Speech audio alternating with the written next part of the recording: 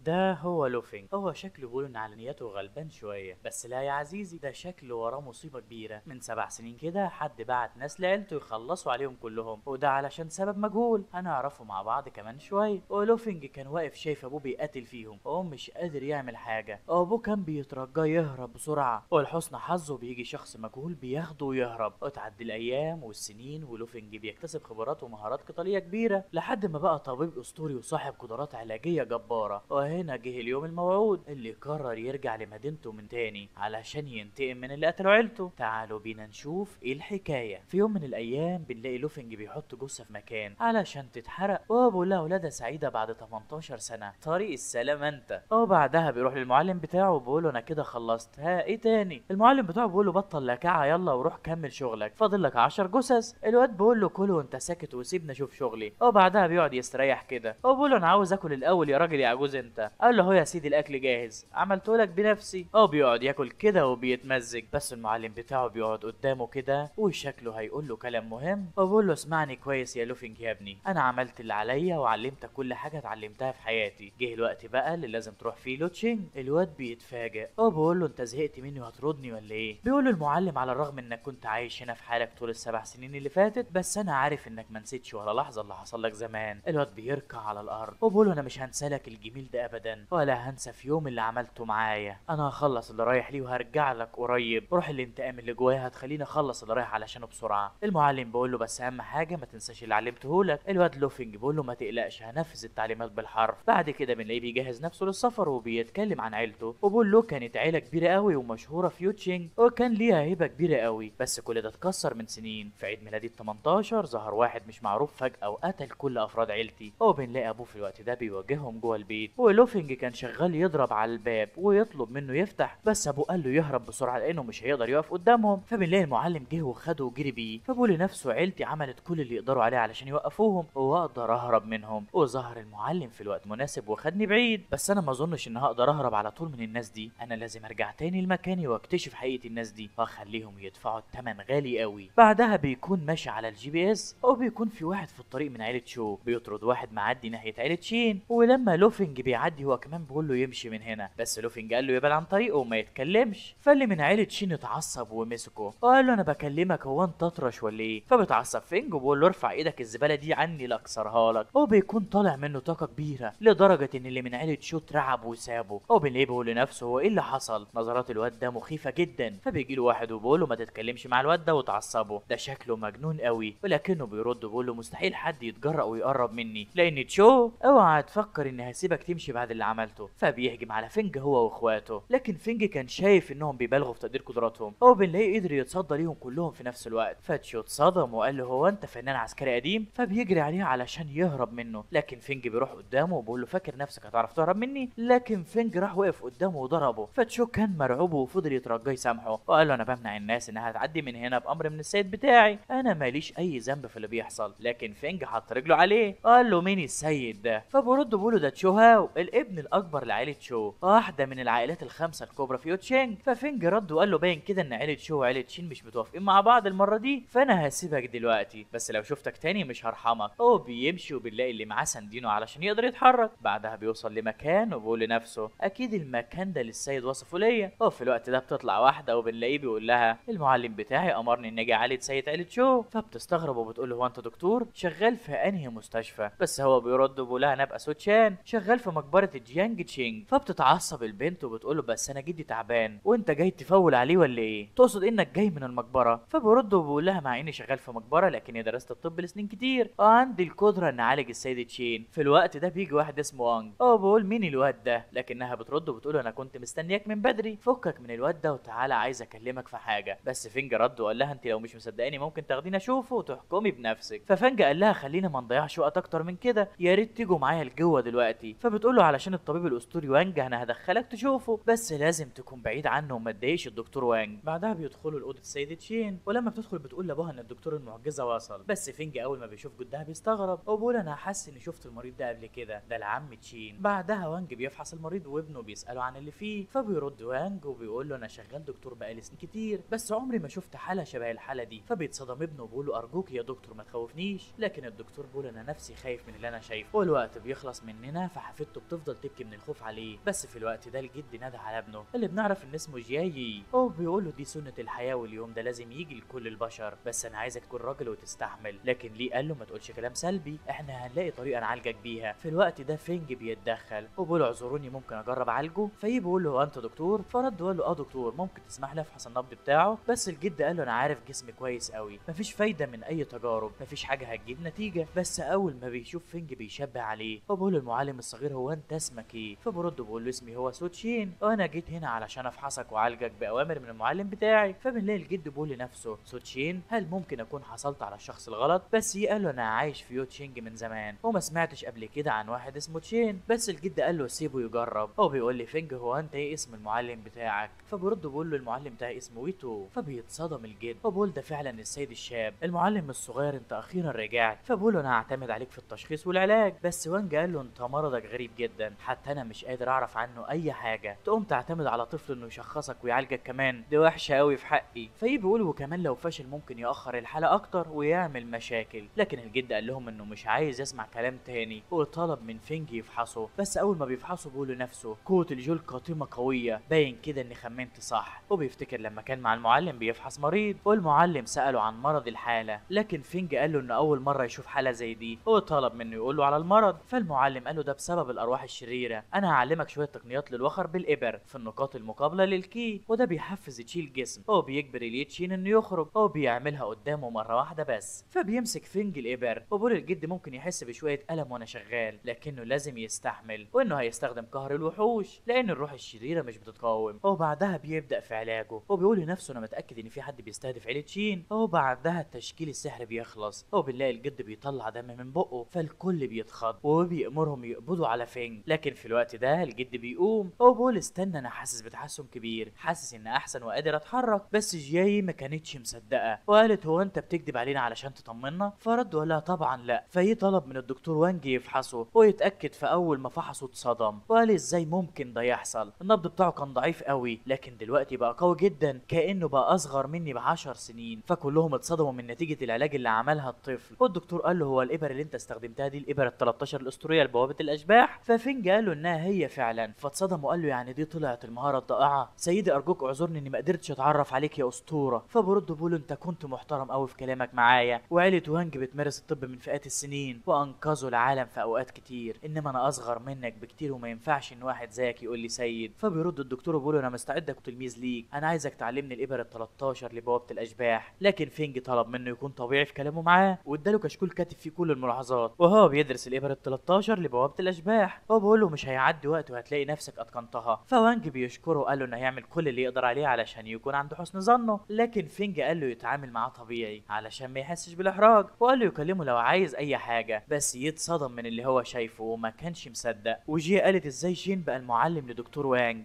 في الوقت ده الجد بارك لفينج على اول تلميذ يدربه وقال لنفسه زي ما توقع من السيد الشاب انت لسه راجع لكنك متالق زي ما انت. بعدها قال له انا مش عارف انت ساكن فين لكن متاكد ان لو كان في اي فرصه لزيارتنا مش هتتاخر. بس فينج قال له انا قاعد على طول في مقابر جيانج تشينج. والكل اتصدم. بعدها هو كمل وقال الوغز بالابر يا دوب وقف اليتشين، لكن مرض الجد تشين ما اتعالجش بشكل كامل، والسبب اللي خلى ما حدش قادر يكتشف المرض قبل كده هي طاقه النخاع الين هي اللي عملت مشاكل. فالجد لو اتصدم بس ما كانش عارف ايه ده. فالدكتور قال له الكتب القديمه مسجله الشر من الين اللي بتطلع ارواح شريره بمجرد ما بتتلوث بين ماروكي، ساعتها المريض هيتعرض للحظ السيء وبمجرد ما تظهر مش هتخلص غير لما تدمر الاسره كلها. فكلهم اتصدموا والجد لو قال لفينج ارجوك ساعدني ما بقيش فاضل غير 18 واحد بس في عيله شين، ما ينفعش العيله كلها تنتهي بسببي. فبيرد فينج وبيقول له ما تقلقش انا هساعدك انك تحلها. وبعدها قال لي ايه هو انا ممكن افحص الحاجه اللي موجوده في الاوضه؟ فيه قال له طبعا تعالى. بعدها بنلاقيه راح لحاجه وقال له هو انتوا جايبين دي منين؟ فبيرد ايه وبيقول له والدي بيحب يجمع التحف وبيشتريها وبيحتفظ بيها. بس في الوقت ده فينج بيلاحظ ان طاقه الشر طالعه من لوحه، فسال عليها ويه قال له دي عمل اصلي للسيد كيشان وينج والدي بيحبها قوي. لكن فينج قال له اللوحه دي فيها حاجه غلط، دي فيها سحر والسحر ده هو اللي بيأثر على لو كل يوم. هو بيروح للو وبيقول له ممكن تقول لي جبت اللوحه دي منين؟ فبيرد وبيقول له انا خدتها في مزاد في مقاطعه جيانج نان بس اللي باعها كان شكله غامض. فبيرد عليه فينج وبيقول له باين كده ان في حد كان قاصد يعمل فيك كده لانه عايز يوقع عيله شين. فلو اتصدم وقال لي يروح يحرق اللوحه حالا. بس فينج قال له مش لازم تحرقها، ممكن نتخلص من الشر اللي فيها. وبنلاقيه بيستخدم مهاره هويه الكارثه هو بيستخدم الكنز واليشمة علشان يتخلص من الشر اللي فيها. هو بينجح فعلا وبيكسر التعويذة. بعدها بيقول دلوقتي كل المفروض يتعمل ان احوش الطاقة اللي فاضلة في جسم لاو، هو بكده هيكون علاجه اكتمل. وبعد ما بيحصل كل ده بنلاقي يي وجيانج بيشكروه، وبعدها يي بيديله 10 مليون مكافأة على انقاذ روح لاو، هو بيطلب منه يقبلهم. لكن فينج بيرد بيقوله مفيش داعي للمكافأة، انا جيت هنا بامر من المعلم بتاعي. فالموقف ده بيعجب جيا، وبنلاقيها بتقول لنفسها لسه في ناس في الزمن ده مش بيهتموا بالفلوس ولا الشهرة، الشاب ده فعلا نادر. وبعدها لو طلب منه يتكلم معاه لوحدهم، ولما رجعوا اوضته بنلاقيه بيقول له شكرا يا سيدي انت انقذت عيلته كلها. بس فينج بيستغرب وبيقول له هو انت بتعمل ايه؟ فبيرد وبيقول له انا بعمل كل ده في يوتشينج علشان اخدمك في يوم من الايام، واخيرا انت رجعت. ففينج قال له يعني انت كنت متاكد اني لسه عايش؟ فبيرد له وبيقول له بعد ما انت اختفيت جات لي رساله من السيد وي وخلص لي اجراءات ان اشغل الفلوس بتاعتكم، ومن ساعتها وانا متاكد انك هترجع في يوم من الايام. وفي الفتره دي انا ضاعفت الفلوس 3 مرات ودلوقتي اقدر ارجع الحاجه لصاحبها. لكن فينج قال له انا رجعت المره دي علشان انتقم لوالدي، ومش هينفع ان اكشف عن هويتي دلوقتي، علشان كده انا هسيبك تكمل وتدير الفلوس. فلو قال له انا فتحت حساب سحب خاص بيك علشان تستخدمه في اي وقت لو عوزت فلوس. وبعدها بنلاقي فينج بيقول انا لما جيت النهارده شفت واحد من عيله شو عند التقاطع منع اي حد يجي هنا، هو انت عارف بيعمل كده ليه؟ فرد وقال له لانهم بينافسونا في السوق، علشان كده في عداوه بينا. بس هو انت فاكر انهم ليهم ايد في الحادثه اللي حصلت؟ فبيرد وبيقول ممكن لكننا مش هنوصل لاي نتيجه دلوقتي، احنا محتاجين ندور اكتر في الموضوع ده. بعدها لو بيقول له في فندق اسمه لينج هو بتاع عيله تشين ممكن تقعد فيه مؤقتا في الوقت الحالي. بعدها بنلاقيه نايم في الفندق، واول ما بيصحى بيقول انا هنتقم لكم قريب قوي، انا متاكد ان في الوقت ده عيلتي كانت مشهوره، واللي هاجموا عيلتي في الوقت ده اكيد كلهم في مناصب عاليه دلوقتي، علشان كده انا لازم اروح للاماكن اللي بيكون موجود فيها المشاهير، وهناك انا ممكن اوصل لاي حاجه، بس الاول انا لازم اغير هدومي. وبعدها بينزل من الفندق وبيروح يشتري عربيه. بس في الوقت ده بيكون خادم لواحد من عيله شو واقف بيتفرج عليها وعايز يشتريها. وفي الوقت ده السكرتيره بتاخد فينج تفرجوا عليها وبتقول له دي عربيه رياضيه نادره وسعرها 8 مليون. بس الخادم بيقول له انه شكله فقير ومش هيقدر يشتريها. لكن فينج بيقول للسكرتيره تخلص الاجراءات بسرعه، والسكرتيره قالت له يا ريت تروح لغرفه الفي اي بي وتستنى لغايه ما اخلص الاجراءات. بس في الوقت ده بيروح له الخادم وبيقول له العربيه دي عجبتني وانا اللي هاخدها، ولو مش عايز تجيب لنفسك مشاكل فيا ريت تطلع من هنا دلوقتي. بس فينج بيقول له انت لو طلبتها مني باحترام انا كان ممكن اسيبها لك، بس انت شايف نفسك قوي وعلشان كده انا هاخدها. فبيتعصب الخادم وبيقول له هو انت بتدور على المشاكل ولا ايه؟ انا هعلمك درس عمرك ما هتنساه طول عمرك. هو بيخلي اللي معاه يهجموا على فينج. بس في الوقت ده فينج بيبتسم وبيرجع بالزمن، هو بيفتكر المعلم بتاعه لما كان في المقابر. هو فينج قال له هو انت ايه اللي جابك للمقابر تاني؟ هو انت فاكر المهارات اللي انا علمتها لك من كام يوم؟ ففينج بيقول له طبعا ده انا اتدربت عليها اكتر من مره. فالمعلم قال له يوري له نتيجه التدريب، لكنه لما هجم عليه المعلم قدر يتفاداه وقال له انت بطيء جدا ورماه على الارض. هو فينج استغرب وقال له ايه الحركه اللي انت عملتها دلوقتي دي؟ انا عايز اتعلمها. فبيرد وبيقول له تقدر تتعلم اي حاجه بس لازم تحط في بالك انك ما تستقواش باي حركه على حد ضعيف. فبيقول لنفسه انا خدت فتره كبيره علشان اتعلم المهارات البدنيه، هجربها معاكم النهارده. فبنلاقيه بيهجم عليهم وبيضربهم بكل سهوله، وده بيخلي الخادم بيتصدم. هو بيقول الواد ده قوي جدا.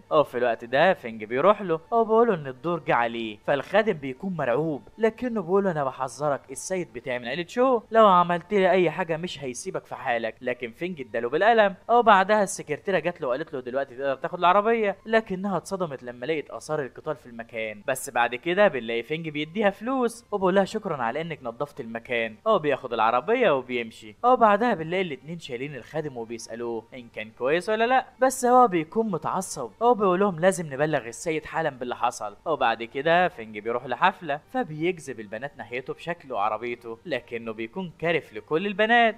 في الوقت ده بيلاقي واحد بيتعرض لواحده. بنلاقي فينج بيقول لنفسه مش دي يوشيتشي؟ هي ايه اللي جابها هنا؟ وبنلاقيه بيقول للبنت انها لو قبلت بيه هيخليها غنيه. بس في الوقت ده فينج بيتدخل وبيبعده عنها. فهوانج بيقول له انت مين وازاي تدخل في اللي ما يخصكش؟ بنلاقي الكل بيقول عليه مجنون لانه وقف قدام هوانج، لان ده الراجل بتاع شين لونج وي واللي بيقف قدامه بيموت. بنلاقي هوانج بيقول هو انت عايز تلعب دور البطل وتنقذ البنت اللي قدامك؟ مفيش مشكله انا هسامحك لانك اكيد ما تعرفنيش، بس انت لازم تعتذر ليا والا انا هندمك على حياتك. لكن فينج كسر له ايده بسبب اللي قاله. قال له انا هديك 10 ثواني بس علشان تختفي من قدامي والا هكسر لك ايدك التانيه. فهوانج بيمشي وبيقول له لو راجل ما تمشيش. فهوانج قال له مش همشي بس يا ريت ما تتاخرش عليا. في الوقت ده البنت اللي انقذها كانت معجبه بيه، قالت لنفسها وانا ليه حاسه اني شفته قبل كده. بعدها فينج راح يطمن عليها فقالت له انا كويسه بس انت اللي ضربته دلوقتي ده مش سهل، يا ريت تمشي من هنا بسرعه لانهم لو رجعوا مش هيسيبوك في حالك. بس بس بيلاقي المدير بيهزقها بسبب اللي حصل لهوانج، فاعتذرت وطلبت منه يديها فرصة تانية، لكنه قال لها تروح تراضي هوانج علشان يسامحها، وطول ما هوانج راضي عنها هتفضل شغالة. فبيتعصب فينج وبيضربه وبياخد شيشي وبيقول لها يلا بينا من هنا، المكان ده ما يناسبكيش. بس في الوقت ده بيجي هوانج ومعاه رجالة، بنلاقي الضخم اللي فيهم بيقول انت عايز تمشي بالسهل كده؟ ففينج بيروح له وبيقول له هو انت مين؟ فبيستغرب وبيقول له هو انت مش عارفني؟ بس المدير بيستغرب هو كمان وبيقول له ده سيد النمر. وفي واحد بيقول انا سمعت ان سيد النمر اتدخل المستوى الخامس، وبكده حتى لو الولد ده معاه مهارات مش هيقدر يقف قدامه. بس فينج بيبتسم وبيقول سيد النمر بص انا مستعجل، فيا ريت نخلص الموضوع ده بسرعه. فبيهجم عليه رجاله النمر لكنه بيضربهم بكل سهوله. فبيستغرب النمر وبيقول له هو انت ازاي واثق من نفسك قوي كده؟ هو انت كمان مزارع؟ فرد وقال له تقدر تقول كده. فالنمر بيقول له يبقى ما تلومنيش على اللي عمله فيك، حتى لو كنت مزارع مستحيل تكون في قوتي. وبيهجم عليه بقوه كبيره، لكن فينج بيتفادى هجومه وبيظهر وراه وبيقول له هو انت بتدور عليا؟ بيضربه بقبضته. فالنمر بيتعصب وبيقول له نفسه انا ما كنتش متوقع انه يكون عنده قدرات كده، بس انا هخلص عليه دلوقتي. لكن في الوقت ده بنلاقي واحد بيوقفه وبيقول له انت مش هتقدر تقف قدام السيد ده. وبنعرف ان ده ملك التنين لمدينه اليشم. فالنمر واللي معاه بيقدموا التحيه لملك التنين بيسالهم عن اللي حصل. فالنمر بيقول له الواد ده بيعمل مشاكل على ارضنا واصاب رجالتي كمان. فملك التنين قال مين اللي ممكن يتجرأ ويبوظ سمعه لونج هو؟ لكن فينج رد عليه وقال له رجالتك هم اللي غلطوا في صديقتي الاول، احنا لازم نتكلم علشان تعرف كل حاجه، لكن لو كنت زي رجالتك يبقى مفيش داعي للكلام. فبيتصدم ملك التنين لما بيشوف اسوره التنين اللي في ايده وبيقول هاتوا الراجل ده لاوضتي الخاصه. فالكل بيكون فاكر انه هيعلمه درس عمره ما ينساه. وبنلاقي النمر بيقول سمعت اللي قاله سيدي؟ تعالى ورايا من غير كلام. بس شيشي كانت خايفه عليه وقالت له انت ما ينفعش تروح لملك التنين، ده مش بيرحم، لو رحت لهناك هتموت. لكن فينج قال لها ما تقلقيش، هم ما يقدروش يعملوا له اي حاجه، غير كده انا عايز اشوف ايه اللي يقدر ملك التنين يعمله. فبتقول له خلي بالك من نفسك. بعدها بيروح لاوضه ملك التنين وبنلاقي فينج بيقول انا ما عنديش وقت فيا ريت تتكلم بسرعه. فبيتصدم النمر من الطريقه اللي بيتكلم بيها مع ملك التنين. بيفتكر ان ملك التنين هيخلص عليه، لكن بيتصدم اكتر لما بيلاقي ملك التنين بيقدم التحيه لفينج وبيقول له الخادم لونج قدامك ايها السيد الشاب. بس فينج بيساله ليه بيعتذر له. فملك التنين قال له لان ما كنتش عارف هويتك، اتمنى تسامحني ايها السيد الشاب. بس النمر بيقول له انت بتعمل انت اكيد غلطان، ازاي طفل زي ده يكون هو السيد الشاب؟ بس ملك التنين بيضربه وبيقول له مش عايز اسمع صوتك، انت ما شفتش وش السيد الشاب ولا عارف سلسله عظام التنين. فبيبص فينج لايده وبيقول هو انت قصدك على دي؟ فالنمر بيلاحظ السلسله دي وبيقدم له التحيه هو كمان بيطلب منه يسامحه. ملك التنين طلب منه يديله فرصه تانية، لكن فينج كان مستغرب وبيقول لنفسه هو ايه اللي بيحصل هنا؟ مش السيد الشاب قال انه يستخدم مواد وصنع الصور ده بنفسه؟ بس بنلاقيه بيقول لهم انا عايزكم تقولوا لي على كل اللي بيحصل. فملك التنين طلب منه يقعد وبعدها قال له لونج هو اتعمل على ايد سلاف عيله لو من 120 سنه، كانت عباره عن مخالب بتواجه الشر والعالم السفلي، والعمل الرسمي مع عيله لو كان في الداخل والخارج. بس العالم الخارجي بيعتقد ان لونج هو دي منظمه مستقله، وسلسله عظام اتنين دي ورثه لعيله لو، دي بتمثل السيطره على لونج هو. فبيرد فينج وبيقول لكن انا من عيله لو، ازاي ما كنتش اعرف اي حاجه من دي؟ فملك التنين قال له لان الاتفاقيه بتقول ان الوريث لازم يوصل لسن الرشد علشان يعرف المعلومات دي، من 7 سنين وانت مختفي، بس لسه ما جاش الوقت اللي يتم فيه الاعلان عن اللي حصل لعيله لو. في الوقت ده انا جبت دعم من الجيش ورحت وكان والدي موجود عندكم في البيت، لكني وصلت بعد ما فات الاوان ولقيت كل اللي هناك ماتوا بوحشيه، انا اسف ما قدرتش الحقهم. ففينج قال له يعني انت ابوك مات بسبب عيله لو؟ يعني انا كده اللي المفروض اساعدك واجيب لك حقك. بس ملك التنين قال له انت مالكش علاقه باللي حصل، عيله لو كانت مخليه بالها مننا طول فتره حياتهم، احنا اللي لازم نفضل مخلصين لعيله لو، وانا كنت بخفي الموضوع طول السنين دي لغايه ما انت تظهر وارجع اساعد تاني عيله لو، احنا بنمتلك العمود الفقري لفندق لونج هو. فينج بيقوله طب ولقيت اي ادله بخصوص اللي حصل؟ فبيرد بيقول له السنين اللي فاتت وانا كنت بحقق وبحاول اوصل لاي حاجه، وكل معلومات التحقيقات بتاعتي موجوده في الملف ده. فبيدي الفينج وبيقول له هتعمل ايه بعد كده؟ فبيرد وبيقول له ما تقلقش انا هعمل اني لسه داخل السوق علشان ما اجذبش انتباه العدو، ما ينفعش اكشف عن هويتي دلوقتي. فالنمر قال له انه مش هيجيب سيره باي حاجه حصلت. بعدها بنلاقي فينج بيقول لملك التنين انا ملاحظ ان وشك تعبان وعليه علامات الارهاق، هو مستوى الزراعه بتاعك وقف ولا ايه؟ فملك التنين قال له انا بقالي كتير مش قادر احقق اي تقدم. ففينج قال له خد الدواء ده وامشي عليه زي ما انا كاتب، وبعد اسبوع واحد هتخترق. فملك التنين فرح وشكره، بس رد عليه وقال له في المقابل انا عايز كل المعلومات عن البنت اللي بره، اما بالنسبه اللي كان بيتعرض لها اكيد انت عارف ايه اللي لازم يحصل له. وبعدها بيمشي وبيسيبهم، وبعدها بيطلع من الاوضه والكل بيكون متحمس علشان يشوف ايه اللي حصل فيه، بس بيتصدموا لما بيلاقوه طالع زي ما هو. وبنلاقي شيشي جريت ناحيته وقالت له هما ما عملوش فيك اي حاجه؟ فرد وقال لها ما تقلقيش احنا كنا بنتكلم بس. فبتفرح انه كويس، بس بعد كده بتاخد بالها انها قريبه منه فبتتكسف وبتبعد.